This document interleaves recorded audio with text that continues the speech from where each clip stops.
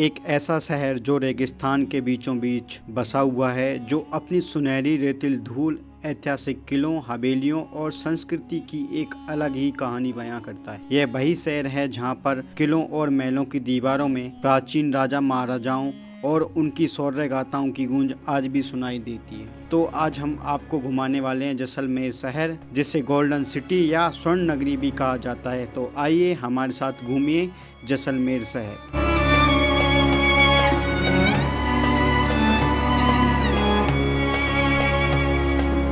अब हम बात करते हैं कि आप जैसलमेर कैसे पहुंच सकते हो। आप जैसलमेर आने के लिए आपको बाई ट्रेन या बाई बस के थ्रू आप जैसलमेर आ सकते हो।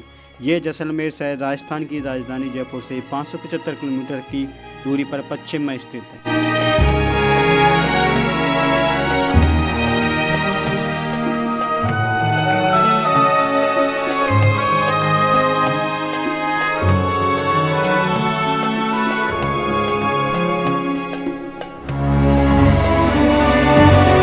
जैसलमेर को गोल्डन सिटी या येलो सिटी के नाम से भी जाना जाता है, क्योंकि यहाँ पर जो घर और किले बने हुए हैं वो बलुआ पत्थर के बने हुए हैं। जो इनकी दीवारें हैं वो दिन के समय में भूरे रंग की गोल्डन कलर की चमकती देती हैं, इसलिए इसको गोल्डन सिटी या येलो सिटी भी कहा जाता है। जैसलमेर शहर की स्थापना 1156 ईस्वी में राजपूत राजा जैसल ने की थी। इन्हीं राजा जैसल के नाम पर इस शहर का नाम जैसलमेर रखा गया था। अब हम बात करते हैं जैसलमेर में स्टे के ऑप्शन। तो आपको जैसलमेर फोर्ट के नियर ही बहुत सारे स्टेज के ऑप्शन मिल जाएंगे, और फिर आपको यहाँ से घूमने के लिए सभी नियर वे प्लेसेस हैं। तो आप घूमने के लिए रेंट पर स्कूटी वगैरह ले सकते हो, या फिर टैक्सी या किसी ट्रेवल कंपनी के थ्रू आप अपनी बुकिंग कर सकते हो। चलिए अब हम घुमाने वाले हैं आपको जैसलमेर के सभी टूरिस्ट प्लेस। एक एक करके हम आपको जैसलमेर के सारे टूरिस्ट प्लेस घुमाएंगे, जिसमें हम सबसे पहले घूमने वाले हैं जैसलमेर फोर्ट।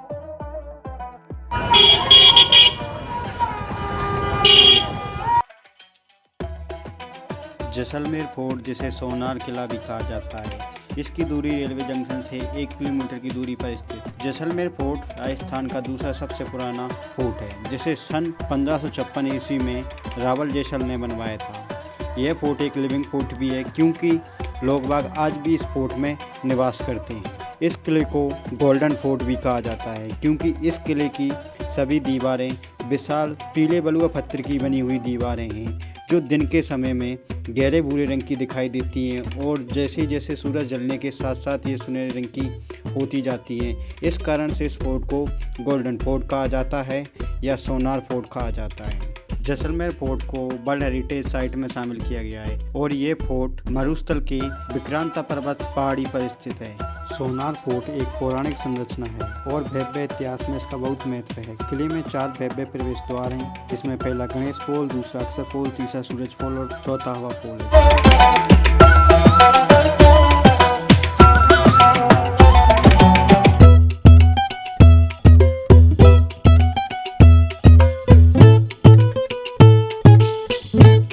सोनार फोर्ट में आप बहुत सारी शॉपिंग की गलियां देख सकते हो, साथ में यहाँ पर रखी हुई तोप, जिसको भी आप देख सकते हो। इसके अलावा हम बात करें कि सोनार किले के फोर्ट की चार्जेस, तो इसका चार्जेस पर पर्सन 50 रुपये पर पर्सन है, और इसका जो टाइमिंग होता है वो अर्ली मॉर्निंग में सुबह 8 बजे से शाम के 5 बजे तक ओपन रहता है।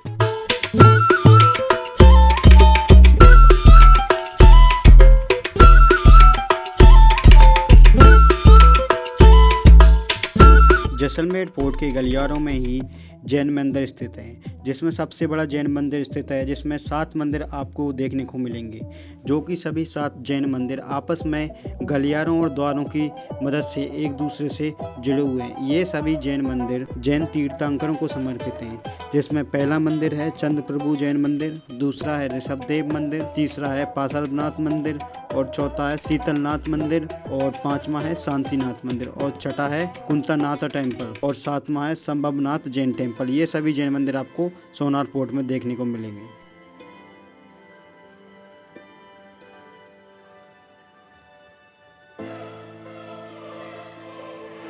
अगला प्लेस आप घूम सकते हो पटवाओं की हवेली, जो कि जैसलमेर फोर्ट से लगभग 1 किलोमीटर की दूरी पर स्थित है। यहाँ पहुँचने के लिए आपको सीधे सकरी गलियों रास्तों से जा सकते हो या फिर आप बाइक या टैक्सी के थ्रू भी यहाँ जा सकते हो। कोटारी पटवाओं की हवेली में एंट्री टिकट पर पर्सन 30 रुपये टिकट होता है। पटवाओं की हवेली का निर्माण 19वीं शताब्दी में पटवा बंधुओं के नाम से जाने वाले एक धनी जैन व्यापारी परिवार द्वारा किया गया था। पटवा प्रमुख व्यापारी थे जो सोने चांदी और कीमती पत्थरों का व्यापार करते थे। हवेली परिसर में 5 अलग अलग हवेलियां हैं, जिनमें से प्रत्येक पटवा बंधुओं में से एक की है। अपने अनूठे और अलग अलग खंडों के कारण इसे ब्रोकेड व्यापारियों की हवेली के नाम से भी जाना जाता है। पटवाओं की हवेली जैसलमेर में 5 बड़ी हवेलियों का एक समूह है। गुमान चंद पटवा द्वारा 1805 में निर्मित पहली हवेली को पूरा करने में श्रमिकों को लगभग 55 साल का समय लगा। दिलचस्प इतिहास के साथ साथ पटवाओं की हवेली वास्तव में जैसलमेर में निर्मित पहली और सबसे बड़ी हवेली है। इतिहास कहता है कि पटवा एक बेहद अमीर आदमी थे और अपने समय के जाने माने व्यापारी थे। पटवाओं की हवेली के अलावा आप यहाँ पर दूसरी हवेलियाँ भी देख सकते हैं, जिसमें है नथमल की हवेली और दूसरी है सालम सिंह की हवेली, जिसे मोती महल के नाम से भी जाना जाता है। आप यहाँ पर ये हवेलियाँ भी घूम सकते हैं।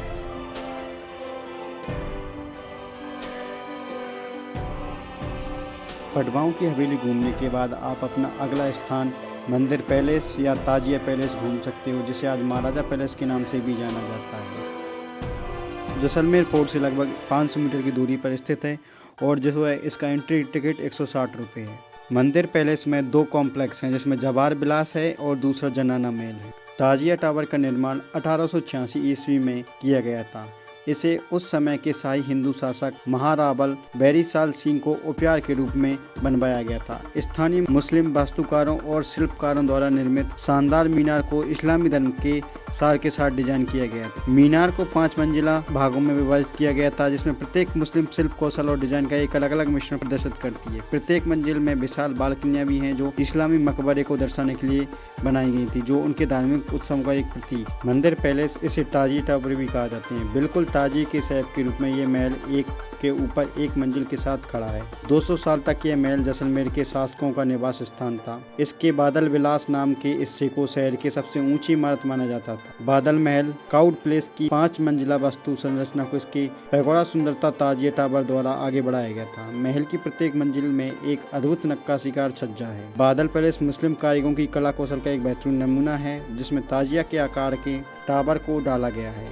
अभी यह मंदिर पैलेस पर्यटकों के लिए हेरिटेज होटल के रूप में संचालित किया जा रहा है, जहां रहकर पर्यटक स्वयं को महाराजाओं और महारानी जैसे महसूस करते हैं।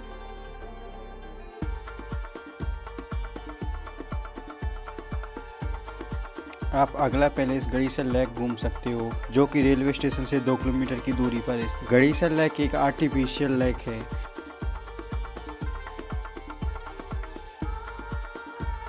गड़ीसर लेक पर आप बोटिंग भी कर सकते हो, जिसके चार्जेज 150 रुपये पर पर्सन होते हैं, जिसमें अलग अलग बोटें, पैडल बोट और शिकारा बोट भी यहाँ पर उपलब्ध होती हैं, जिसमें आप बोटिंग कर सकते हैं। गड़ीसर झील घाटों, मंदिरों और छतरियों से घिरा एक कृत्रिम जलाशय है। 14वीं शताब्दी में निर्मित यह जल संरक्षण टैंक के रूप में कार्य करता था। शांत झील प्रवासी पक्षियों को आकर्षित करती है और नाव की सवारी प्रदान करती है। गड़ीसर लेक 12वीं से 13वीं शताब्दी के आसपास निर्मित गड़ीसर झील जैसलमेर की संस्कृति और विरासत को समेटे हुए है। मध्य युग में राजस्थान के शुष्क क्षेत्रों में पानी लाने के लिए सिंचाई प्रणाली की कोई सुविधा नहीं थी, इसलिए जैसलमेर के लोगों को पानी की आपूर्ति करने के लिए गड़ीसर झील का निर्माण किया गया था। इस झील का निर्माण महाराजा रावल जैसल के शासनकाल के दौरान हुआ। लोगों की पानी की जरूरत पूरा करने के लिए एक जल संरक्षण जलाशय की आवश्यकता थी। बाद में इसका पुनर्निर्माण महारावल गारसी ने 1367 ईस्वी के आसपास कराया था। अब यह एक प्रमुख पर्यटक आकर्षण है, जो रेगिस्तान के बीच एक नकली स्थान की तरह बसा हुआ है।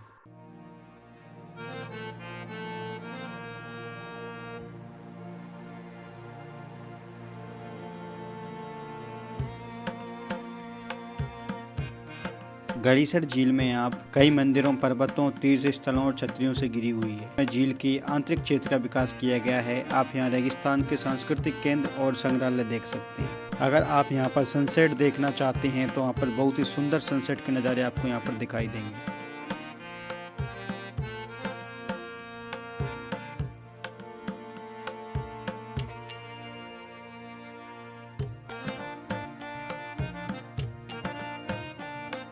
जैसलमेर में आप अगला स्थान घूम सकते हो ब्यास जी की छतरी, जो कि जैसलमेर से 2 किलोमीटर की दूरी पर स्थित है। इसका एंट्री चार्जेस टिकट फ्री है। अगर आप कैमरा वगैरह साथ में लेके जाते हो इसका 100 रुपये चार्ज आपको अलग से देना होगा। ब्यास जी की छतरी महर्षि व्यास को समर्पित एक समाधि स्थल है। यह स्मारक पट्टिका ऋषि व्यास की याद में बनवाई गई है, जिन्होंने महाकाव्य महाभारत लिखा था, और ये जैसलमेर के ब्राह्मणों के लिए एक औपचारिक शमशान स्थल है। इन छतरियों का निर्माण 18वीं शताब्दी में महाराबल जवाहर सिंह के शासनकाल के दौरान किया गया था। यह स्मारक राजस्थानी वास्तुकला शैली का एक ज्वलंत उदाहरण है, जो मुगल और हिंदू शैलियों का मिश्रण है। और साथ ही में आप यहाँ से ब्यूटीफुल सनसेट के नज़ारे देख सकते हैं।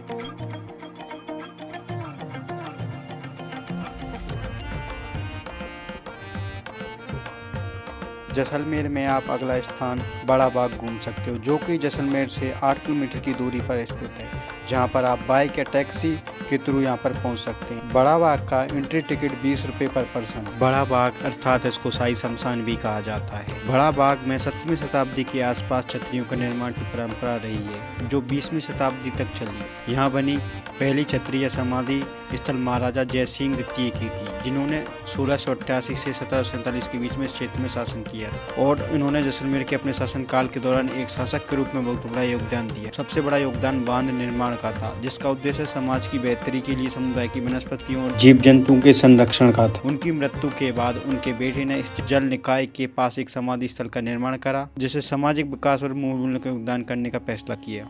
इसमें भाटी राजवंश में एक नई परंपरा की नींव रखी। बाद में ये निर्णय लिया गया कि भाटी वंश राजवंश के प्रत्येक शाही राजा और रानी के निधन पर उनकी याद में यहाँ एक नया स्मारक बनाया जाएगा। हालांकि महाराजा जवाहर सिंह की रहस्यमयी मौत के बाद यह परंपरा बंद हो गई। बड़ा बाग की हर छतरी की एक अपनी ऊंचाई और दोनों अलग अलग पंक्ति में दिखाई देती है।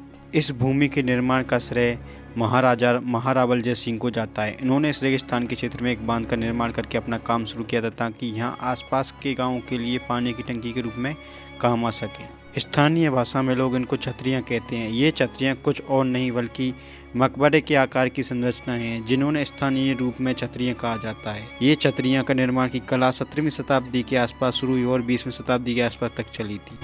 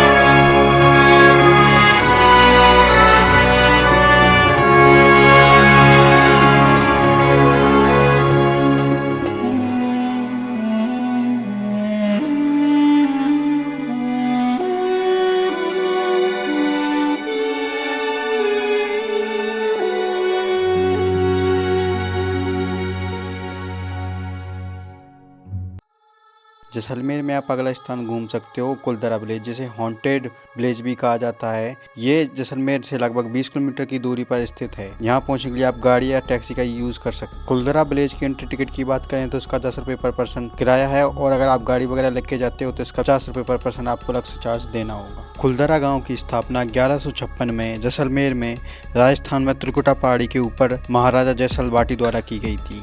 ऐसी जगह पर बस्ती बनाने का उद्देश्य यह था कि मूल राजधानी लोधरवा पर दुश्मनों के हमलों का ध्यान रखा जा सके। कुलधरा एक समृद्ध गांव था, जिसका इतिहास 13वीं शताब्दी का है। 1825 में किसी अज्ञात कारण से रातों रात ये गांव खाली हो गया था। लोग इस गांव को छोड़ के चले गए थे। कुलधरा गांव पालीवाल ब्राह्मणों द्वारा बसाया गया गांव था, जो कि 13वीं शताब्दी का इसका निर्माण माना जाता है। ये गांव सुनसान जंगल के बीचों बीच काफी बड़े क्षेत्र में फैला है। खंडरों में आधी अधूरी दीवारें, दरवाजे, खिड़कियां दिखाई देती। मध्ययुगीन 84 गाँव थे, जिनका पालीवाल ब्राह्मणों ने रातों रात छोड़ दिया था। उनमें से 2 प्रमुख कुलधरा और खाबा जैसलमेर के दक्षिण के में 18 से 30 किलोमीटर की दूरी पर स्थित विलेज हैं। कुलदरा और खाबा के खंडर इस युग की वास्तुकला के उत्कृष्ट उदाहरण हैं। इन गांवों के खाली होने के पीछे कोई रीजन बताते हैं, लेकिन अभी तक कोई स्पष्ट कारण नहीं मिला। लेकिन इस संबंध में कोई सच ज्ञात नहीं है कि बड़े पैमाने पर गांवों का पलायन क्यों हुआ। ग्रामीणों का मानना है कि ये जगह शापित है और आतंक के डर से यहाँ बसावट नहीं होती है। वर्तमान में ये स्थल प्रमुख पर्यटक आकर्षण स्थल है।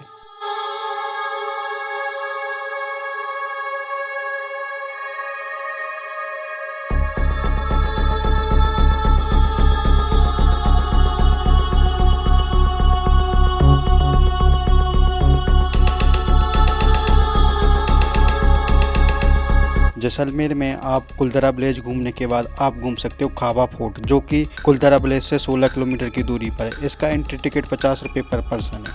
खाबा फोर्ट विशाल थार रेगिस्तान के बीच खाबा गांव में स्थित है। ये खंडर किला कभी एक राज्य का घर था और कुलदरा गांव का केंद्र था। खाबा किले का टूटा हुआ प्रवेश द्वार डरावने कुलदरा गांव के पास से शुरू होता है। किले के ऊपर से पूरा गांव और आसपास के इलाके देखे जा सकते हैं। खाबा किले में एक संग्रहालय है जो प्राचीन अवशेषों और कुछ सदियों पुरानी चट्टानों से भरा हुआ है। किले के अंदर एक सीढ़ी है जो एक भूमिगत दलान की ओर जाती है, जिसमें 70 से 80 घर आप देख सकते हैं। खाबा गांव 13वीं सदी के आखिर से पालीवाल ब्राह्मणों का घर था। गांव के आसपास फैली झोंपड़ियों और छोटे छोटे घरों में करीब 80 से 100 परिवार रहते थे। खाबा की रहस्यमयी कहानी 1825 से शुरू हुई है, जब एक रात में सभी ग्रामीण गांव छोड़कर किसी दूसरी जगह चले गए। आज तक कोई नहीं जानता कि ग्रामीण कहाँ गए और ये एक अनसुलझी कहानी बनी हुई है।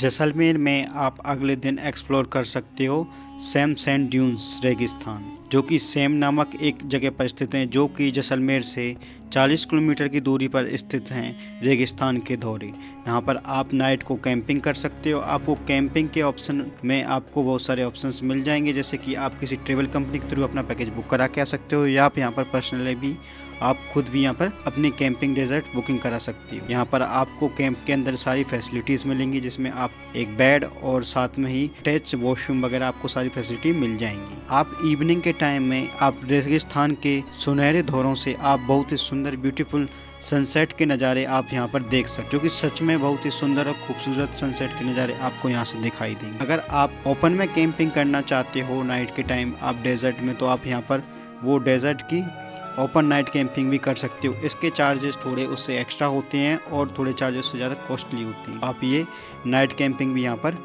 कर सकते हो।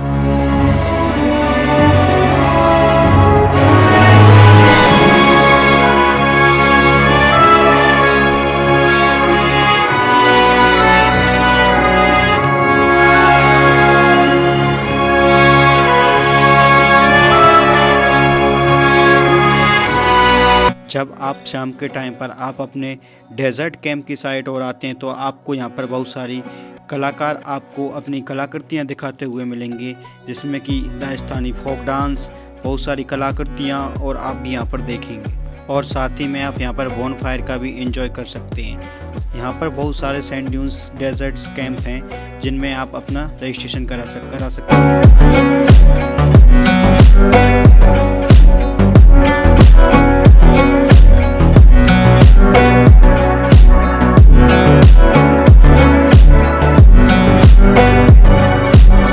डेजर्ट कैंपिंग के समय यहाँ पर बहुत सारी राजस्थानी लोक कलाकृतियाँ होती हैं, बहुत सारे सांस्कृतिक कार्यक्रम होते हैं। इन सब में आप उन सबको देख के आप आनंद ले सकते हो और साथ में आप भी यहाँ पर खुद भी इंजॉय कर सकते हो। हमने भी यहाँ पर बहुत सारा इंजॉय किया।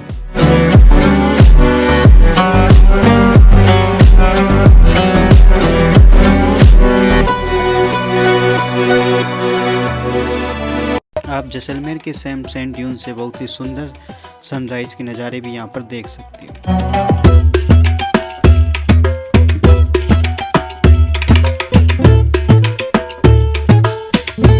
अर्ली मॉर्निंग में आप जल्दी सुबह उठकर आप यहाँ पर इसके लिए रेगिस्तान की जीप सफारी करने के लिए निकल जाइए, जो कि सच में बहुत ही इंटरेस्टिंग और बहुत मज़ेदार सवारी होती है।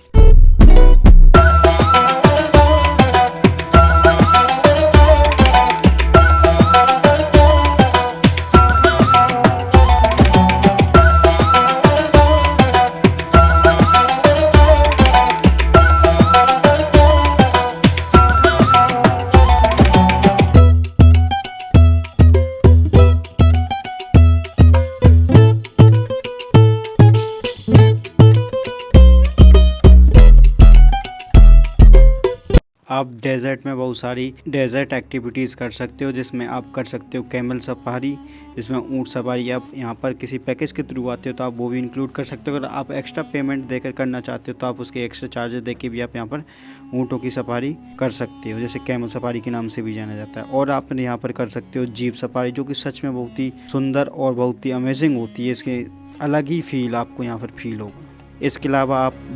इसके अलावा आप और भी एक्टिविटीज़ यहाँ पर कर सकते हो, जैसे कि parasailing activity, paramotoring activity, quad biking activity. इन सभी एक्टिविटीज़ के आपको अलग से चार्जेस पे करने पड़ेंगे। ये एक्टिविटीज़ पैकेज में इंक्लूड नहीं होती हैं, इन सब के अलग अलग चार्जेस होते हैं।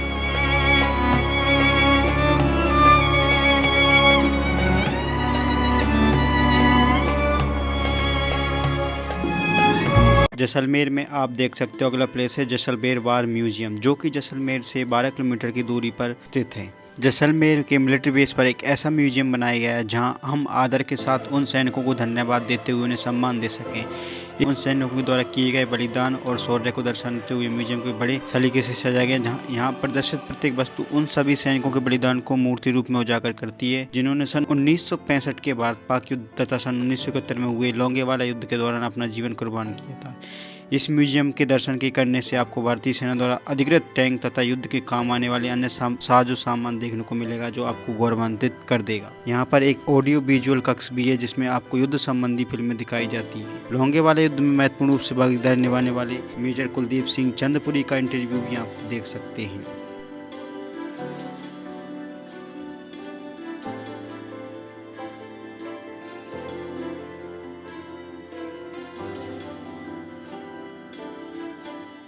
जैसलमेर में आप अगला प्लेस देख सकते हो लोंगेवाला बार मेमोरियल, जो कि जैसलमेर से लगभग 111 किलोमीटर की दूरी पर स्थित है। ये लोंगेवाला बार म्यूजियम है, जो कि बिल्कुल निःशुल्क है। इसका कोई एंट्री चार्जेज आपको देना नहीं पड़ता। लोंगेवाला लड़ाई के दौरान दिखाई गई अविश्वसनीय बहादुरी का सम्मान करने के लिए युद्ध के मैदान में एक विशेष स्थान बनाया गया था, जिसे लोंगेवाला युद्ध स्मारक कहा जाता है। यह स्मारक हमारे देश की रक्षा के लिए शहीद हुए सैनिकों को श्रद्धांजलि देती है। ये लोंगेवाला बार मेमोरियल युद्ध स्मारक दिसंबर 1971 में भारतीय सेना और पाकिस्तानी सेना के बीच लड़ी गई लोंगेवाला लड़ाई की याद दिलाता है। ये लड़ाई एक छोटी भारतीय युद्ध टुकड़ी द्वारा साहस और लचीलेपन के अपने अद्वितीय प्रदर्शन के लिए जानी जाती है। इसमें एक बहुत बड़ी पाकिस्तानी सेना को सफलतापूर्वक खदेड़ दिया गया। स्मारक परिसर में एक संग्रहालय, एक गैलरी और युद्ध के दौरान इस्तेमाल किए गए सैन्य उपकरण शामिल है। स्मारक में प्रवेश करने पर आगंतुकों का स्वागत जीवंत प्रदर्शनी, तस्वीरों और कलाकृतियों के माध्यम से लोंगेवाला की लड़ाई की वीरतापूर्वक कहानी से हो। संग्रहालय में युद्ध से जुड़े हथियार, वर्दी, व्यक्तिगत सामान और अन्य विशेष प्रदर्शित किए गए हैं, जो दोनों पक्षों के सैनिकों द्वारा सामना की जाने वाली कठिनाइयों के बारे में गहन जानकारी प्रदान करते हैं। इस म्यूजियम में बहुत सारी वॉर ट्रॉफीज, पुराने उपकरण, टैंक, बंदूकें, लड़ाकू गाड़ियां तथा हथियार प्रदर्शित किए गए हैं। एयर फोर्स द्वारा उपहार स्वरूप दिया गया है एंटर एयरक्राफ्ट, जो कि लोंगेवाला युद्ध के दौरान सन 1971 के दौरान भारत पाक युद्ध में काम में लिया गया था। ये भी आप यहाँ पर देख सकते हैं। स्मारक में उस ऐतिहासिक घटना की याद को जीवित रखते हुए युद्ध में इस्तेमाल किए गए प्रसिद्ध T-59 शेरमैन टैंक और अन्य सैन्य उपकरणों को गर्व से प्रदर्शित किया गया है। लोंगेवाला युद्ध स्मारक का मुख्य आकर्षण संरक्षित विजयंत टैंक है, जिसने युद्ध के दौरान पाकिस्तानी सेना को खदेड़ने में महत्वपूर्ण भूमिका निभाई। आप लोंगेवाला के पास में ही इंडो पाक बॉर्डर भी आप देख सकते हो, जिसका आपको पास तनोट माता मंदिर के यहाँ से लेना होगा। आप यहाँ पर ये भी देख सकते हैं।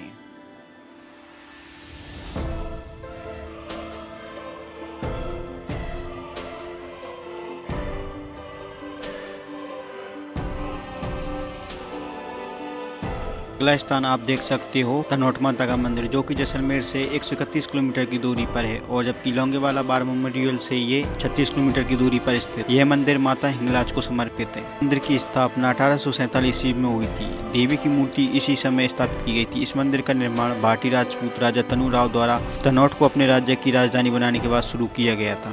यह मंदिर भारत पाक सीमा के पास स्थित 1965 के भारत पाकिस्तान युद्ध के दौरान अपनी सुरक्षा के लिए पूजनीय है। मंदिर आस्था और दृढ़ता का एक प्रतीक है जो अपनी पवित्र आभा और मनमोहक कहानियों को और भक्तों का गुंतु को आकर्षित करता है। 1965 और 1971 के भारत पाक युद्ध में पाकिस्तान ने 2 दिनों तक मंदिर पर लगभग 3000 गोले गिराए, लेकिन उनमें से कोई भी गोला था नहीं जिसमें देवी अस्तित्व का आभास होता है। दूसरी कहानी है, देवी ने 1971 के कुछ युद्ध में भारतीय सैनिकों की रक्षा की। जब पाकिस्तान ने लोंगवाला में अचानक हमला किया, लेकिन उस टाइम के 120 भारतीय जवान थे, तो उन्होंने पूरी सेना को, पाकिस्तानी सेना को ढेर कर दिया, जिससे मंदिर कसरे माता रानी को जाता के साथ हमारी जैसलमेर की ट्रिप कंप्लीट होती है। अगर आपको मेरी वीडियो अच्छी लगी तो वीडियो को लाइक करें और कमेंट करें और मेरे यूट्यूब चैनल को सब्सक्राइब करें। इसी के साथ मिलते हैं हम अगली नई वीडियो के साथ। धन्यवाद।